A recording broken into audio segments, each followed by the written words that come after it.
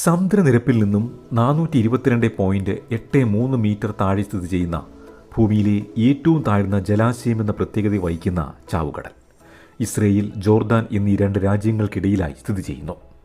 സമുദ്രത്തിലുള്ളതിനേക്കാളും 8.6% ഉപ്പുരസത്തെ ഉൾക്കൊള്ളുന്നതായ ഇത് വാസ്തവത്തിൽ ഒരു കടലൊന്നുമല്ല. പടിഞ്ഞാറ് വശത്തായി യഹൂദിയ കുന്നുകൾ, കിഴക്ക് ട്രാൻസ് ജോർദാനിയൻ പീഠഭൂമി, ഇവയ്ക്കിടയിലായി സ്ഥിതി ചെയ്യുന്ന കരകളാൽ ചുറ്റപ്പെട്ട വലിയൊരു തടാകമാകുന്നു ഇത്. രണ്ട് രാജ്യങ്ങൾ അവകാശം വെച്ച് പുലർത്തുന്ന ഈ തടാകത്തിന്റെ വടക്കേ പകുതി ജോർദാന്റേതാണെങ്കിൽ തെക്കേ പകുതി ഭാഗം ഇസ്രയേലിന്റെയും ജോർദാന്റെയും സംയുക്ത അവകാശത്തിന് കീഴിൽ വരുന്നതാകുന്നു. 1967 അറബ് ഇസ്രയേൽ യുദ്ധത്തിന് ശേഷം ഇതിന്റെ പടിഞ്ഞാറ് ഭാഗം മുഴുവൻ ഇസ്രയേലിന്റെ അധീനതയിലായി നിലനിൽക്കുന്നു. നിരവധി സമുദ്രങ്ങളും ജലാശയങ്ങളും നമ്മുടെ ഭൂമിയിൽ നിലനിൽക്കുമ്പോഴും അതിനൊന്നുമില്ലാത്ത നിരവധി പ്രത്യേകതകൾ ഉള്ളതാകുന്നു ഈ ജലാശയം. ആദ്യകാലത്ത് ഉപ്പുകടൽ എന്നറിയപ്പെട്ടിരുന്ന ഇവിടം പിന്നീട് ചാവുകടൽ അഥവാ ഡെഡ് സീ എന്നറിയപ്പെടാനും തുടങ്ങി. മത്സ്യങ്ങൾ ഉൾപ്പെടെ ജീവനുള്ള ജലജീവികളോ സസ്യങ്ങളോ ഒന്നും തന്നെ ഇവിടുത്തെ ജലത്തിൽ നിലനിൽക്കുന്നില്ല എന്ന വസ്തുതയും ഒപ്പം സമുദ്ര സമാനമായ ഉപ്പുരസമാണ് ഇതിനുള്ളത് എന്നതും നിർജീവമായ ഇതിന്റെ ജൈവ വ്യവസ്ഥയെ സൂചിപ്പിക്കുന്ന ചാവുകടലെന്ന പേര് ലഭിക്കുന്നതിനുള്ള കാരണങ്ങളായി. അത്ഭുതപ്പെടുത്തുന്നതും കൗതുകം ഉണർത്തുന്നതുമായ ചാവുകടലിന്റെ പ്രത്യേകതകളെപ്പറ്റി വിശദമായി നോക്കാം. ജലാശയങ്ങളിൽ പൊങ്ങുതടികൾ ഒഴുകി നടക്കുന്നതിന് ഏതാണ്ട് സമാനമായ ഒരു ഫ്ലോട്ടിംഗ് അവസ്ഥയിലേക്കാവും ഇതിലേക്ക് ഇറങ്ങുന്ന മനുഷ്യർക്കും സംഭവിക്കുക. ഒന്നും തന്നെ ഇതിലേക്ക് താഴ്ന്നു പോകുന്നില്ല എന്ന് അർത്ഥം. സാധാരണ ഒരു വസ്തു ജലത്തിലേക്ക് പതിക്കുമ്പോൾ അതിന്റെ പിണ്ഡത്തിന് സമാനമായ അളവിൽ തുല്യമായ ജലം പുറന്തള്ളപ്പെടുകയും കനമേറിയ വസ്തുവാണെങ്കിൽ അത് താഴ്ന്നു പോവുകയും ചെയ്യും എന്ന കാര്യമെല്ലാം നമുക്കറിയാം. പക്ഷേ ഈ തടാകത്തിലെ കട്ടിയേറിയ ജലം അത്തരത്തിലൊരു അവസ്ഥയെ സൃഷ്ടിക്കുന്നില്ല. കുറച്ച് ജലം മാത്രമാണ് ഇവിടെ പുറന്തള്ളപ്പെടുന്നത് എന്നതിനാൽ തന്നെ ഇതിലേക്ക് പ്രവേശിക്കുന്നവരുടെ ശരീരത്തിന്റെ ഭൂരിഭാഗവും ജലത്തിന് മീതെ പൊന്തിക്കിടക്കുന്ന അവസ്ഥ കാണാനാവും. നീന്തൽ അറിയാത്തവരെയും ഈ ജലത്തിന് മുകളിൽ താങ്ങി നിർത്തുന്നതിൽ ഇതിലെ ലവണാംശത്തിന്റെ കൂടിയ തോത് കാരണമാകുന്നു. സമുദ്രത്തേക്കാൾ 9 മടങ്ങോളം വരുന്ന ഉപ്പുരസത്തെ വഹിക്കുന്ന ഈ തടാകത്തിലെ ജലത്തിന്റെ സവിശേഷതകൾ കാരണം ഭാരമേറിയ വസ്തുക്കളെ പോലും മുങ്ങിപ്പോകാതെ താങ്ങി നിർത്താനായി ഇതിന് സാധിക്കുന്നു. 40 മില്യൺ ടണ്ണോളം ഉപ്പ് അടങ്ങിയിട്ടുള്ളതും ഉപ്പ് പരലുകൾ അടിത്തട്ടിൽ അടിഞ്ഞു കിടക്കുന്നതുമായ ഇവിടുത്തെ ലവണാംശമേറിയ ജലം മുഖക്കുരു, താരൻ ഉൾപ്പെടെയുള്ള ചർമ്മരോഗങ്ങൾക്കും സന്ധിവേദന മാറാനുള്ള പ്രതിവിധിയായും ഒപ്പം ആന്റി ഇൻഫ്ലമേറ്ററി, ആന്റി ഏജിംഗ് ഗുണങ്ങൾ ഇതിനുണ്ടെന്നും കണക്കാക്കി വരുന്നു.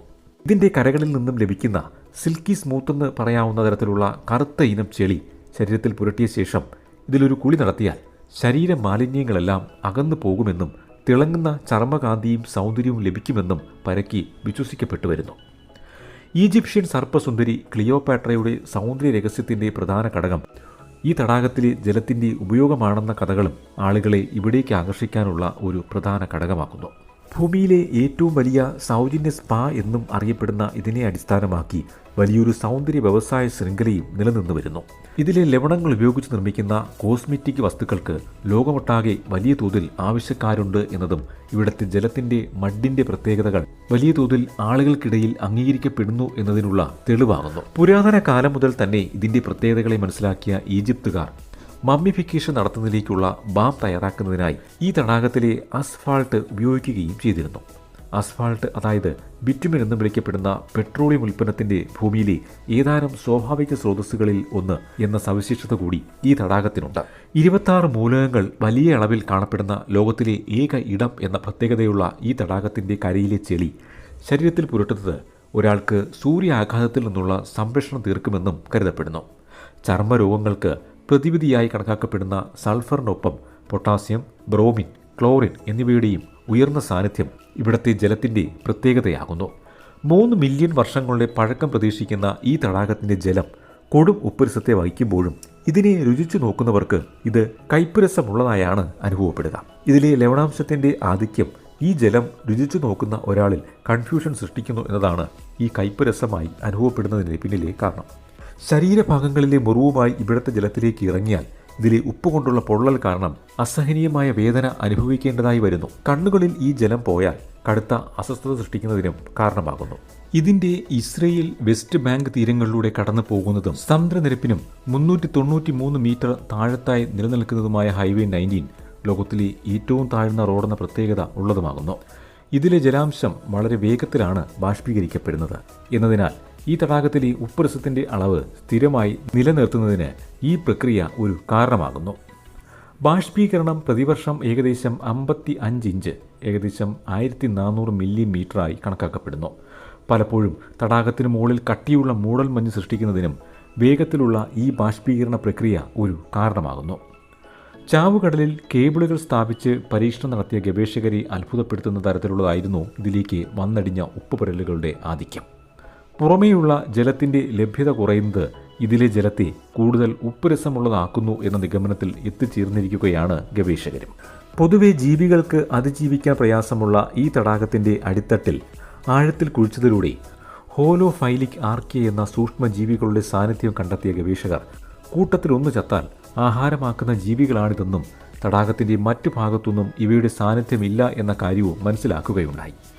ഉപ്പ് ഇഷ്ടമുള്ളത് എന്നാണ് ഹോലോഫൈലിക്സ് എന്നതിന് അർത്ഥം. സാധാരണഗതിയിൽ ഈ തടാകത്തിലേക്ക് മുങ്ങിപ്പോകാറില്ല എന്ന് പറയുമ്പോഴും അത്തരത്തിലുള്ള സംഭവങ്ങൾ റിപ്പോർട്ട് ചെയ്യപ്പെടുന്നുമുണ്ട്. ഇതിലെ കടുത്ത ഉപ്പുജലം ഉള്ളിൽ ചെന്നാൽ ശരീരത്തിലെ ഇലക്ട്രോലൈറ്റ് ബാലൻസ് താറുമാറാവുകയും ഹൃദയത്തെയും വൃക്കകളെയും ബാധിക്കുകയും മനുഷ്യർക്ക് അപകടകരമായ അവസ്ഥ സൃഷ്ടിക്കുന്നതിനുമുള്ള കാരണമാകുന്നു. ശക്തമായ കാറ്റാണ് ഇവിടെ അപകട സാധ്യതകളെ വർദ്ധിപ്പിക്കുന്നതിനുള്ള മറ്റൊരു കാരണം. 2010 ജലാശയത്തിൽ മുങ്ങിപ്പോയ 21 പേരെ ലൈഫ് ഗാർഡ് രക്ഷപ്പെടുത്തിയ വാർത്തകൾ പുറത്തു വരികയുണ്ടായി. സാധാരണ ശുദ്ധജലത്തിൽ തല വെള്ളത്തിൽ നിന്ന് ഉയർത്താനായി ശ്രമിക്കുന്നത് പോലെ എളുപ്പമല്ല ഇവിടെ സംഭവിക്കുക. വെള്ളം ഇടതൂർന്നതിനാൽ ഒരു വ്യക്തിക്ക് ഇതിലേക്ക് കൈകാലുകളെ ചലിപ്പിക്കാനും ശരീരം തിരിക്കാനും ബുദ്ധിമുട്ട് അനുഭവപ്പെടുന്നു. ചാവുകടലിനെ പറ്റിയുള്ള പരാമർശങ്ങൾക്ക് ചുരുങ്ങിയ പക്ഷം BC 323 മുതൽ 30 വരെയുള്ള ഹെല്ലനിസ്റ്റിക് യുഗത്തിനോളമെങ്കിലും പഴക്കമുള്ളതായി കാണാനാവും. അബ്രഹാമിൻ്റെ കാലത്തെ ബൈബിളിലെ വിവരണങ്ങൾ പ്രകാരം ദുഷിച്ച ചെയ്തികൾക്കുള്ള ശിക്ഷ എന്നോണം സ്വർഗത്തിൽ നിന്നുള്ള ശിക്ഷ ഏറ്റുവാങ്ങേണ്ടി വന്ന തടാകക്കരയിലുള്ള 2 നഗരങ്ങളായ സോദോമും ഗൊമോറയുമായി ഇത് സാമ്യപ്പെട്ടിരിക്കുന്നു. അറബിയിൽ അൽ ബഹാർ അൽ മൈത്ത് എന്ന് വിളിക്കുന്ന ഇത് ലൂത്ത് നബിയുടെ സമൂഹത്തെ ശിക്ഷിച്ച സ്ഥലത്ത് നിലനിൽക്കുന്നതിനാൽ ഇതിലെ മത്സ്യങ്ങളും ജലജീവികളും ഇല്ലാത്തതായും ശപിക്കപ്പെട്ട ഇടമായും കണക്കാക്കപ്പെട്ടു വരുന്നു. ഉപ്പ് കടലെന്നും അറബ കടലെന്നും കിഴക്കൻ കടലെന്നും ദാവീദ് രാജാവിൻ്റെ അഭയകേന്ദ്രമായും സോളമനുമായി ബന്ധപ്പെടുത്തിയും ബൈബിളിൽ ഇതിനെപ്പറ്റി പരാമർശിക്കുന്നു. ചാവുകടലിൽ ജീവൻ കണ്ടെത്തിയാൽ അത് ലോക അവസാനത്തിൻ്റെ സൂചനകളെന്നായും ബൈബിൾ പറയുന്നു. ചാവുകടലിൻ്റെ വടക്കൻ പടിഞ്ഞാറൻ തീരത്തെ പുരാതന ജനവാസ കേന്ദ്രമായ കുമ്രാൻ താഴ്വരയിലെ 11 ഗുഹകളിൽ നിന്ന് 900ഓളം ചാവുകടൽ ചുരുളുകൾ എന്നറിയപ്പെടുന്ന പുരാതന ലിഖിതങ്ങൾ 1947 കണ്ടെടുത്തതും അവയിൽ ഒരു പ്രധാന ഭാഗം എബ്രായ ബൈബിളിലെ ഗ്രന്ഥങ്ങളും ഗ്രന്ഥഭാഗങ്ങളും ആണെന്ന് ഈ പ്രദേശത്തിൻ്റെ പ്രാധാന്യത്തെ വ്യക്തമാക്കുന്നതിനുള്ള സൂചനകളാകുന്നു. സവിശേഷതകളേറെയുള്ള ചാവുകടലിൻ്റെ ഉത്ഭവത്തെപ്പറ്റി നിരവധി നിഗമനങ്ങളും നിലനിന്നു വരുന്നു. ഏകദേശം 3.7 ദശലക്ഷം വർഷങ്ങൾക്ക് മുന്നേ മെഡിറ്ററേനിയൻ കടലിൽ നിന്നുള്ള ജലം നിലവിൽ ജോർദാൻ നദീതടം എന്നറിയപ്പെടുന്ന പ്രദേശത്ത് ഇടയ്ക്കിടെയുള്ള വെള്ളപ്പൊക്കങ്ങൾ സൃഷ്ടിച്ചിരുന്നു. ഇതിൻ്റെ ഫലമായി സെഡോം ലഗൂൺ എന്ന ഒരു തടാകം രൂപീകരിക്കപ്പെട്ടു. നിലവിൽ ജസ്രിയ താഴ്വര എന്നറിയപ്പെടുന്ന പ്രദേശം വഴിയാണ് ഈ ഉപ്പ് തടാകം മെഡിറ്ററേനിയൻ കടലുമായി സമ്പർക്കം വെച്ച് പുലർത്തിയിരുന്നത്. ക്രമേണ ഈ തടാകത്തിന് കടലുമായി ഉണ്ടായിരുന്ന സമ്പർക്കം നഷ്ടമാകുന്ന തരത്തിലുള്ള ഒരു സാഹചര്യം പ്രകൃതിയേര മാറ്റങ്ങൾ കൊണ്ട് ഉണ്ടായി. ഏകദേശം 2 ദശലക്ഷക്കണക്കിന് വർഷങ്ങൾക്ക് മുന്നേ ഈ ഉപ്പ് തടാകത്തെയും കടലിനെയും ബന്ധിപ്പിച്ചിരുന്ന കരഭാഗം ആഫ്രിക്കൻ അറേബ്യൻ പ്ലേറ്റുകളുടെ ചലനത്തിലുണ്ടായ ഒരു വ്യതിയാനം കാരണം ഉയർന്നു വന്നതോടെ ഇവിടേക്കുള്ള ബന്ധം വിച്ഛേദിക്കപ്പെട്ടതെന്നും ഗവേഷകർ കണക്കാക്കുന്നു. മെഡിറ്ററേനിയൻ കടലിൽ നിന്നുള്ള ജലം ഇവിടേക്ക് എത്തിപ്പെടാനുള്ള വഴി പ്രകൃതിയിലെ മാറ്റം കാരണം അടയ്ക്കപ്പെട്ടതോടെ ഇത് കരയാൽ ചുറ്റപ്പെട്ട ഒരു ഉപ്പ് തടാകമായി ചുരുങ്ങി. ബൈബിളിൻ്റെ കാലത്തും 8-ാം നൂറ്റാണ്ട് വരെയും നിലവിലുള്ളതിനേക്കാൾ താഴ്ന്നു സ്ഥിതി ചെയ്തിരുന്ന ഇതിൻ്റെ വടക്കൻ തടത്തിന് ചുറ്റുമുള്ള പ്രദേശത്ത് മാത്രമാണ് ജനവാസം ഉണ്ടായിരുന്നത്. ടെക്ടോണിക് പ്ലേറ്റുകളുടെ വ്യതിയാനം സമുദ്രനിരപ്പിൽ നിന്ന് ഇതിൻ്റെ സ്ഥാനം ഉയരുന്നതിനും പിന്നീട് താഴുന്നതിനും ഉള്ള കാരണങ്ങളായി. 70,000 വർഷങ്ങൾക്ക് മുന്നേ ഈ തടാകത്തിൻ്റെ അടിത്തട്ട് നിലവിലെ അവസ്ഥയായ സമുദ്രനിരപ്പിൽ നിന്ന് ഏകദേശം 400 മീറ്റർ താഴെ എന്നുള്ള അവസ്ഥയിലേക്ക് എത്തപ്പെട്ടു. മരുഭൂമിയുടെ സാമീപ്യം ഇതിലെ ജലബാഷ്പീകരണ തോതിനെ വേഗത്തിലാക്കുന്നതിനും ഉപ്പുരസമേറിയ ഒരു തടാകമായി നിലനിർത്തുന്നതിനുമുള്ള കാരണമായി. ഡെഡ് സീ എന്ന പേരിനെ അർത്ഥവത്താക്കിക്കൊണ്ട് നാശത്തിൻ്റെ വക്കിലാണ് ഇന്ന് ഇതുള്ളത്. 80 കിലോമീറ്റർ നീളവും 18 കിലോമീറ്റർ വീതിയും ഉണ്ടായിരുന്ന ഇത് 20-ാം നൂറ്റാണ്ടോടെ മനുഷ്യൻ്റെ ഇടപെടലുകൾ കാരണം പ്രതിവർഷം ചുരുങ്ങുന്ന അവസ്ഥയിലേക്ക് എത്തി. കടൽ ചുരുങ്ങി കരഭാഗം കൂടി വരുന്ന ഒരവസ്ഥയും ഈ പ്രദേശത്ത് കാണാനാവും. മെഡിറ്ററേനിയൻ കടലിനേക്കാൾ 10 മടങ്ങ് അധികം ഉപ്പുരസത്തെ ഉൾക്കൊള്ളുന്നു എന്ന വൈചിത്ര്യമുള്ള ഈ തടാകം മരുഭൂമിയോട് ചേർന്നാണ് സ്ഥിതി ചെയ്യുന്നത് എന്നതും ഇവിടുത്തെ പ്രതിവർഷ മഴ കണക്ക് 100 മില്ലിമീറ്ററിനും ചിലയിടങ്ങളിൽ ഇത് 50 മില്ലിമീറ്ററിനും താഴെയാണ് എന്നുള്ളതും ഇതിനുള്ള പ്രതികൂല ഘടകങ്ങളാണ് എന്നതിനാൽ പുറമേ നിന്നുള്ള ജലലഭ്യത ഇതിന്റെ നിലനിൽപ്പിനുള്ള അത്യാവശ്യ ഘടകമാകുന്നു. ജോർദാൻ നദിയും ഒപ്പം മറ്റ് ചില ചെറുനദികളും ഇതിലേക്ക് നൽകിക്കൊണ്ടിരുന്ന ജലത്തിന്റെ അളവിലുണ്ടായ ഗണ്യമായ കുറവ് ഈ തടാകത്തിന്റെ നാശത്തിലേക്കാണ് കാര്യങ്ങളെ എത്തിച്ചത്. ജോർദാൻ നദിയിൽ നിന്നും മുൻകാലങ്ങളിൽ 45.5 ബില്യൺ ക്യൂബിക്കടി ജലം ലഭിച്ചിരുന്ന സ്ഥാനത്ത് നിലവിൽ ഈ ജലം ഇസ്രയേലും ജോർദാനും കൂടിയുള്ള വ്യാവസായിക ആവശ്യങ്ങൾക്കായി വലിയ തോതിൽ വഴിതിരിച്ച് വിട്ട് ഉപയോഗിക്കുന്നതിനാൽ ചാവുകടലിനുള്ളത് വലിയ തോതിൽ കുറയുന്നു.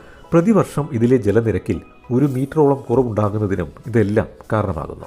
വ്യവസായ ആവശ്യങ്ങൾക്കായും സൗന്ദര്യവർദ്ധക ആവശ്യങ്ങൾക്കായും ധാതു ലവണങ്ങൾക്കായും ഈ തടാകത്തിനെ കേന്ദ്രീകരിച്ചുള്ള ജലചൂഷണം മത്സരിച്ച് നടത്തിക്കൊണ്ടിരിക്കുന്ന ഇരു രാജ്യങ്ങളും ഇതിൻ്റെ നിലനിൽപ്പിനെ പറ്റി കാര്യമായ ആശങ്കകളെ വെച്ച് പുലർത്തുന്നതുമില്ല. ധാതു ലവണങ്ങൾക്കായി ഈ തടാകം കുഴിക്കുന്നതും ഇവിടേക്കുള്ള ടൂറിസ്റ്റുകളുടെ ബാഹുല്യവും വലിയ ഭീഷണികൾ ഉയർത്തിവിടുന്നു. ഇതിൻ്റെ തീരത്ത് സ്ഥിതി ചെയ്തിരുന്ന ഹോട്ടലുകൾ പ്രതിവർഷം ഇതിൽ നിന്നും അകന്നു പോകുന്ന അവസ്ഥ കരകയറ്റത്തിൻ്റെ തെളിവാകുമ്പോൾ പലയിടത്തും ഇതിൻ്റെ പ്രതിഫലനമെന്നോണം ജലം കെട്ടിക്കിടക്കുന്ന 6000-ലധികം വരുന്ന സിങ്ക് ഹോളുകളും ഇതിൻ്റെ കരകളിലായി കാണാനുമാവും. ഭൂമി വിണ്ടുകീറുന്നതിനും റോഡുകളും കെട്ടിടങ്ങൾക്കും നാശം വരാനും ഇതെല്ലാം കാരണമാകുന്നതിനൊപ്പം ഇവിടുത്തെ തീരങ്ങളിലെ ഡേഞ്ചർ സോണുകളുടെ എണ്ണം കൂടുകയും ചെയ്യുന്നു. മിനറൽ എക്സ്ട്രാക്ഷൻ വലിയൊരു വ്യവസായമായി ഈ തടാകത്തെ കേന്ദ്രീകരിച്ച് നിലനിൽക്കുന്നുണ്ട്. ഇരു രാജ്യങ്ങളിലെയും അതിർത്തിയിലെ വ്യവസായ സ്ഥാപനങ്ങൾ ബില്യൺ ഗ്യാലൻ കണക്കിന് വെള്ളം ജലദൗർലഭ്യം നേരിടുന്ന ഈ തടാകത്തിൽ നിന്നും പമ്പ് ചെയ്ത് ചെറുകുളങ്ങളിലായി ശേഖരിക്കുന്നു.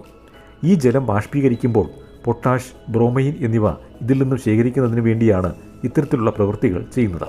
ചാവുകടലിനെ നിലനിർത്തേണ്ടത് അത്യാവശ്യമാണെന്ന കാഴ്ചപ്പാടിൻ്റെ അടിസ്ഥാനത്തിൽ ഇതിനെ സംരക്ഷിക്കാനുള്ള ചില നീക്കങ്ങളും നടക്കുകയുണ്ടായി. ഇസ്രയേലും ജോർദാനും വഴിതിരിച്ചു വിട്ട നദീജലത്തിൻ്റെ അളവ് കുറയ്ക്കുന്നതിനുള്ള നിർദ്ദേശങ്ങൾക്ക് പുറമെ ചാവുകടലിലേക്ക് അധിക ജലം എത്തിക്കുക, കനാലുകൾ സജ്ജമാക്കുക എന്നീ നിർദ്ദേശങ്ങളും ഇരു രാജ്യങ്ങളും ചർച്ച ചെയ്തു.